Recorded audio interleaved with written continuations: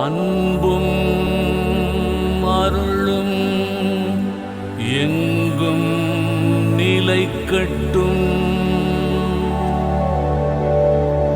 அன்பும் அருளும் எங்கும் நிலைக்கட்டும்.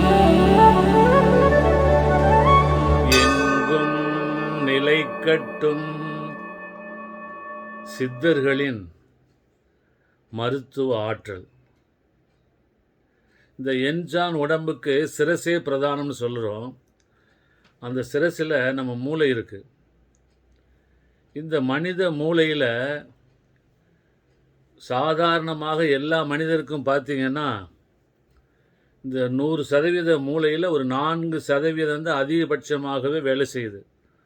ரொம்ப அறிவோ அதிகமானவங்களுக்கு மிஞ்சி போனால் 5%, மிச்சம் 95% மூளை வேலை செய்யாமல் இருக்குது.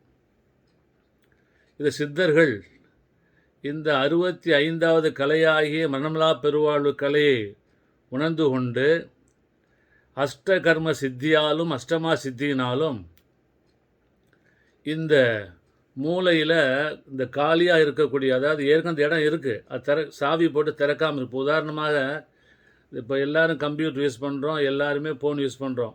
இப்போ ஃபோன் வாங்கும்போதே எல்லாம் அது 256 ஜிபியா 510 ஒரு டெராபைட் ஆகிற மாதிரி மூளையில் உதாரணம் 1 டெராபைட் வச்சுங்க. 1 டெராபைட் உள்ள ஒரு ஹார்ட் டிஸ்கை வாங்கிட்டு ஒரு 100 MB மட்டும் யூஸ் பண்ணி வச்செல்லாம் சும்மா இருக்குது. ஆனால் என்ன பண்ண ஒரு டெராபைட் கொடுத்துருக்குறாரு, அதுக்குள்ளே ஃபுல்லாக எல்லாம் நிறைய முக்கியமான விஷயத்தெல்லாம் எழுதி வச்சுட்டு ஒரு 100 MB மட்டும் பார்க்குற மாதிரி வச்சுட்டு மிச்சம் ஒரு பாஸ்வேர்டு போட்டு லாக் பண்ணி வச்சுருக்க மாதிரி இந்த 95% பாஸ்வேர்டு போட்டு லாக் பண்ணி கடவுள் பண்ணி வச்சுருக்கார். அது ஒவ்வொன்றா திறக்க திறக்க இந்த மனித அறிவுக்கு அப்பாற்பட்ட விஷயத்தெல்லாம் தெரிந்து கொள்ளலாம். சித்தர்கள் அப்படி தான் அந்த ஒவ்வொரு பகுதியை ஓப்பன் பண்ணாங்க. ஏன்னா இப்போ மனிதன் எல்லாத்தோட அறிவு ஜாஸ்தின்னு சொல்கிறான். ஆனால் மற்ற விலங்கினத்தையோடையோ பறவையோடையோ ஒரு எறும்பு கூட நீங்கள் கம்பேர் பண்ணால் கூட அவங்க அறிவு ரொம்ப குறைவு தான். உதாரணமாக ஒரு பெரிய மலை வரப்போன்னு வச்சுங்களேன்.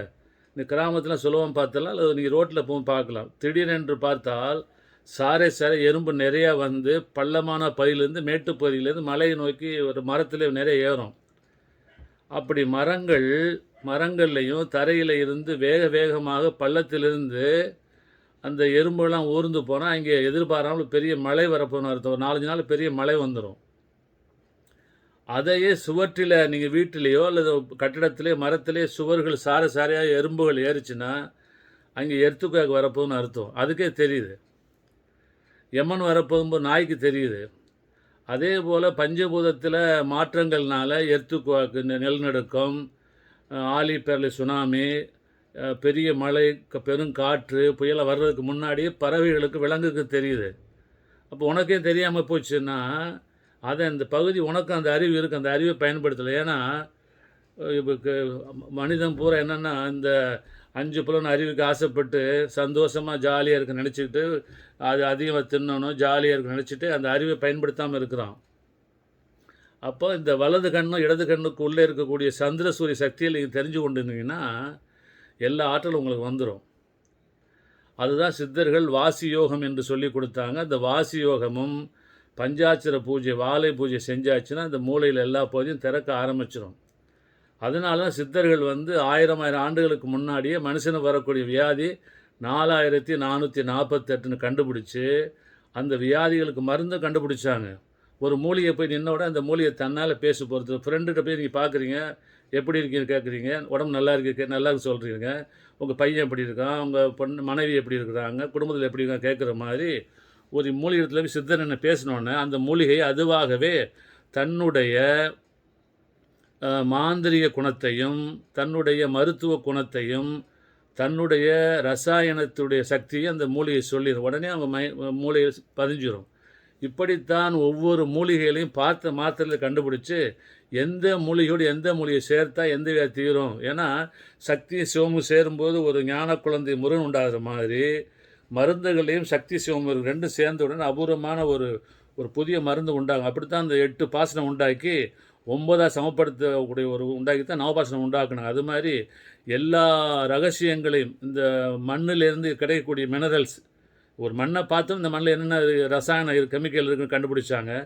அதுபோல் தான் ஒவ்வொரு மூலிகைட்டையும் சித்தர்கள் பேசி பேசி இந்த ரகசியத்தை எல்லாம் தன்னால் பார்த்த உடனே கண்டுபிடிச்சாங்க. மரத்தோட பேசுவாங்க, எல்லாத்தோடையும் பேச நீங்களும் முடியும். அதற்கான வழிமுறை எப்படியெல்லாம் பேசினாங்க, நீங்களும் எப்படி கற்றுக்கொள்ளலாம் என்பதையெல்லாம் வரக்கூடிய பதிவில் உங்களுக்கு சொல்லப் போகிறேன். அன்பும் அருளும் எங்கும் நிலைக்கட்டும்.